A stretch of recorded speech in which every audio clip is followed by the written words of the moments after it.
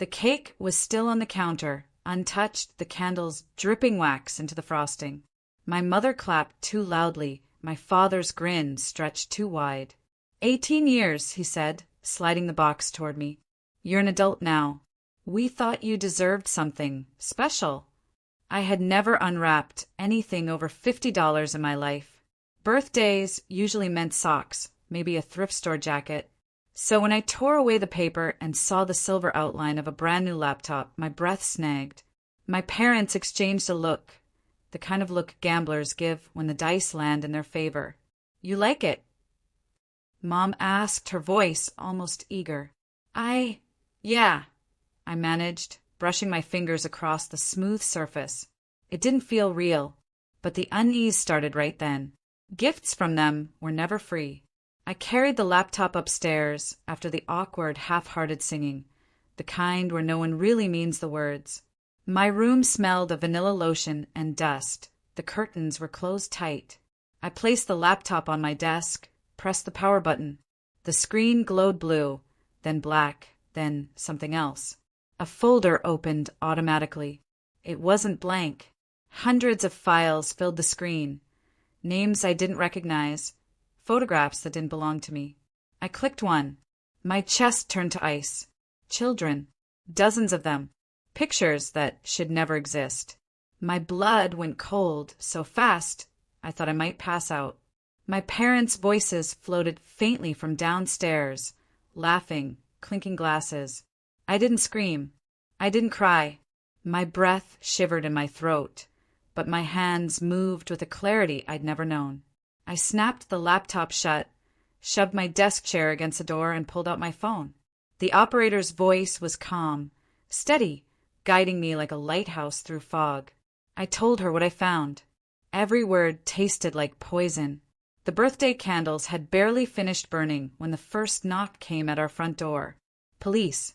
Their lights painted the windows red and blue, like fireworks from hell. Downstairs, my father cursed. My mother's voice cracked into a scream. Boots thundered through the house. Officers flooding the hallway. My heart pounding against the locked door of my bedroom. On my desk, the laptop sat like a ticking bomb. And in that moment, one truth sharpened inside me. This gift was never meant for me. It was their downfall. The shouts downstairs tore through the walls. My mother crying, my father demanding, "What is this? What the hell is this?" I sat on my bed, hugging my knees, listening as if it were someone else's house, someone else's life. My phone buzzed with the operator still on the line, assuring me, "You're safe. Stay where you are. Officers are there." When the door burst open, I flinched, but it wasn't my parents. It was a woman in uniform, her flashlight cutting across my posters and clothes piled on the chair. "Are you the caller?" she asked. "Yes," I whispered. My voice cracked. It's in the laptop." She nodded, calm but urgent, and scooped the device off my desk like it was evidence already burning. Another officer followed, asking my name, my age, if I was alone in here. I nodded too much. My throat was sand. Through the hallway, I saw flashes of my parents, wrists pulled behind their backs, faces twisted. My mother screamed at me, "What did you do?" My father's glare cut sharper than the cuffs digging into his skin. The laptop left with them. My parents left with them. The house fell silent. I remember staring at the cake downstairs. The candles collapsed into a puddle of wax. My 18th birthday gift had lasted less than an hour. By midnight, I was giving a statement at the station. Fluorescent lights buzzed overhead. Officers scribbled notes. Recording devices clicked on. "They gave it to me," I repeated, my hands shaking on the table. "They said it was a birthday present." I turned it on. It was already there. All of it. The detective, a man with tired eyes and coffee stains on his tie, leaned forward. "And you had no idea before this? No suspicions?" My jaw locked. I knew they weren't good parents. But this? No. He studied me for a long moment, then slid a tissue box across the table. I didn't take one. Crying felt too easy, too clean. I wanted the silence. When they finally let me go home, the house was darker than I'd ever seen it.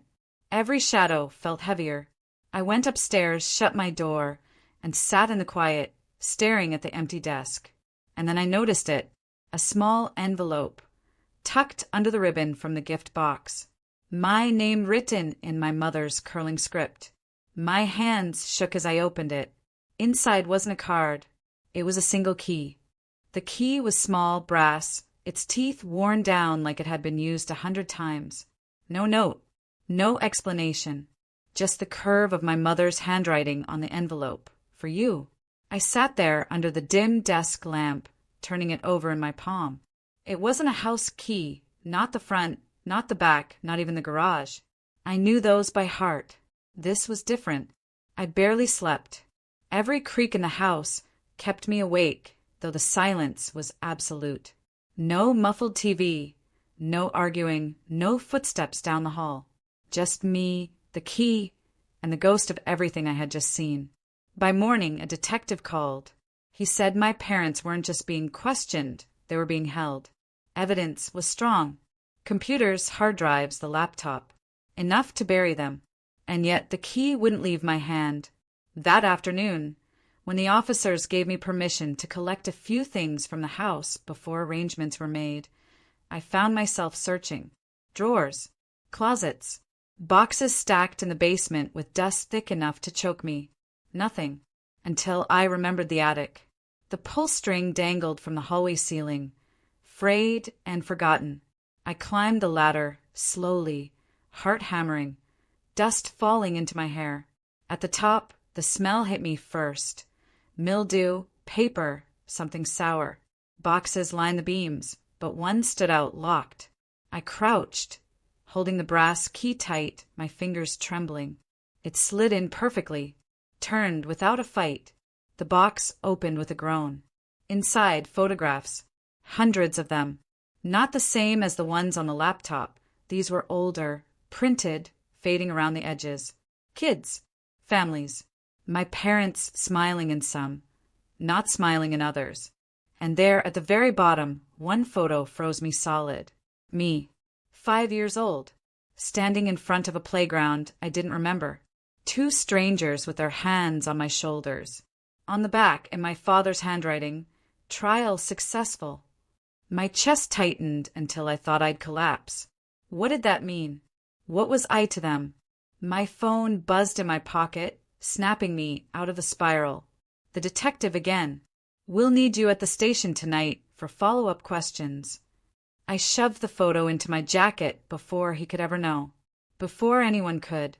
Because suddenly, I wasn't just a daughter who turned her parents in. I was a piece of something bigger. And I had no idea if I wanted the police to find out, or if I needed to figure it out myself first. The photo burned in my pocket all day like it wanted to speak. Trial successful. The words chewed at me, gnawed at every memory I thought I trusted. I went to the station that night. Same buzzing lights. Same tired detective. He slid a recorder across the table. You told us yesterday you'd never seen anything suspicious before the laptop. Is that correct? I hesitated. The envelope. The key. The photo. My throat tightened. Yes, I said finally. That's correct. His eyes narrowed slightly, but he didn't press.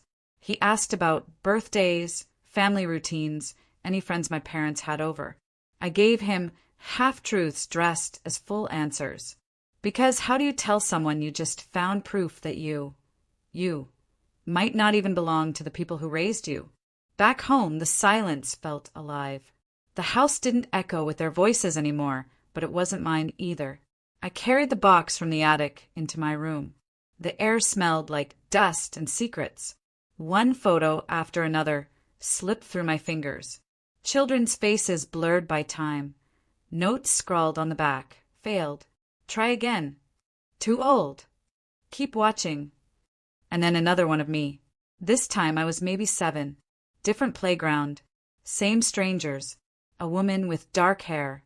A man with a scar along his jaw. My mother and father weren't in the frame at all.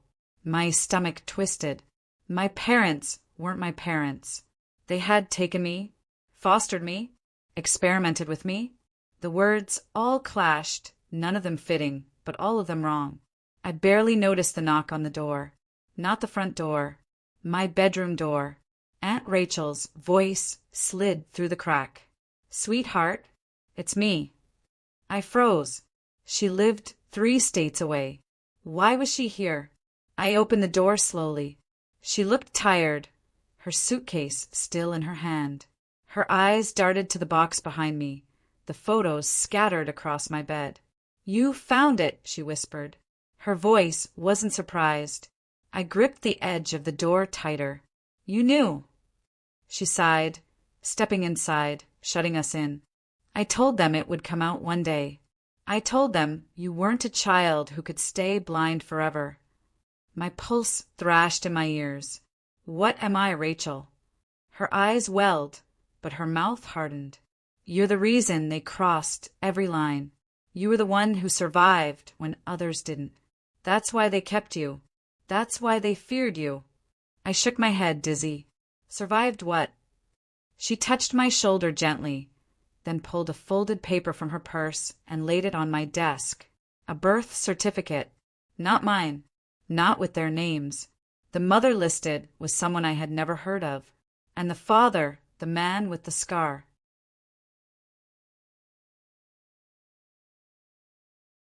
The paper trembled in my hands. A name I didn't recognize stared back at me, written in ink that had faded to gray. My real mother. And below, in block letters, father, unknown. But it wasn't unknown. Not really. I saw his face in the photograph, the scar along the jaw, the same man who stood behind me at that playground. My aunt sat on the edge of my bed, eyes fixed on me as if waiting for a storm. "They told you your father left before you could remember, didn't they?" she asked. I nodded slowly. That story had been the background noise of my childhood. A father who didn't care. A mother who had to raise me alone. A convenient myth. Rachel exhaled sharply, folding her hands. "He didn't leave. He was taken, just like you." My chest went hollow. The words rattled inside me, too big to settle. "Taken for what?" She didn't answer right away. Instead, she reached into her bag and pulled out a smaller envelope, this one yellowed and soft at the corners. "Your real mother gave this to me the day before she disappeared. She said, if anything ever happens, make sure she gets this." She pressed it into my hand. I tore it open with shaking fingers. Inside, a letter written in hurried, slanted handwriting. "My baby, if you ever see this, it means they found you again. Don't trust the ones who raise you. Don't trust their gifts. You were meant to live, and they'll never forgive you for surviving. The key will show you where the truth is buried. Run before it's too late." I read it 3 times, my eyes blurring, my stomach turning over itself. Gifts. The laptop. The key. My mother's warning from years ago echoing like a curse through time. The envelope slipped from my hand to the floor. Aunt Rachel's voice softened. "They didn't mean to give you the laptop. That was a mistake. They were going to initiate you with something else. But fate played its hand, and now the police have them." Her words sounded too rehearsed, like she had been waiting years to deliver them. I pressed my palms to my eyes. My 18th birthday had turned into a reckoning. Rachel touched my arm again. "You have choices now. We can go to the police with this letter, tell them everything. Or," she hesitated, the pause heavier than anything else, "or you can find the truth yourself. The key isn't just for the attic. There's another lock, one only you can open." Her eyes searched mine, almost pleading. For the first time in my life, I realized every path forward led into fire. That night, I didn't sleep. The letter lay on my desk, the brass key beside it, both of them glowing faintly in the lamplight, as if daring me to choose. Rachel had gone to the guest room, leaving me alone with my heartbeat and the whisper of my real mother's words. Don't trust their gifts. By 3 a.m., I was pacing the hallways barefoot, the house groaning like it knew it was guilty. Every creak of the floorboards, pushed me closer to the truth I had been avoiding. I grabbed my jacket, shoved the key into my pocket, and left. The air outside was sharp with winter. My breath fogged as I walked the 3 blocks to the storage units behind the old train station, the place my father always told me was off limits. I had never asked why. The padlock on unit number 17 was rusted, but when I slid the key in, it turned smoothly like it had been waiting. The door groaned open. Inside was not what I expected. No furniture, no boxes, just one metal cabinet bolted to the floor, and on top of it a black binder. I flipped it open. Names, dates, children's profiles like case files, notes scribbled in cold, clinical handwriting. My stomach lurched as I turned each page.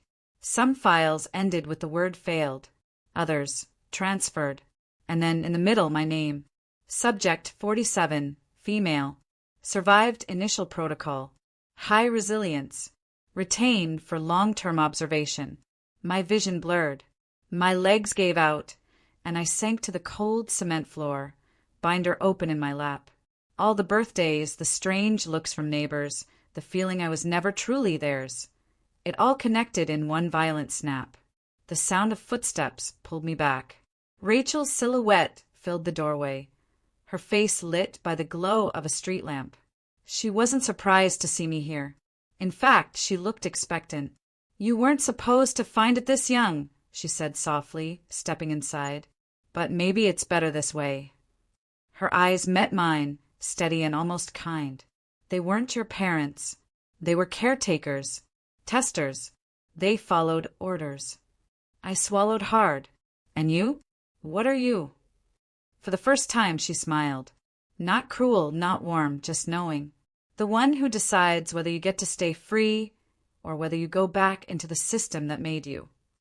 Her hand brushed the binder. "The police won't protect you from this. Only I can." The words clanged in the hollow space like a verdict, and in that instant I realized my revenge wouldn't be about them anymore. Not just my parents. It would be about dismantling everything behind this.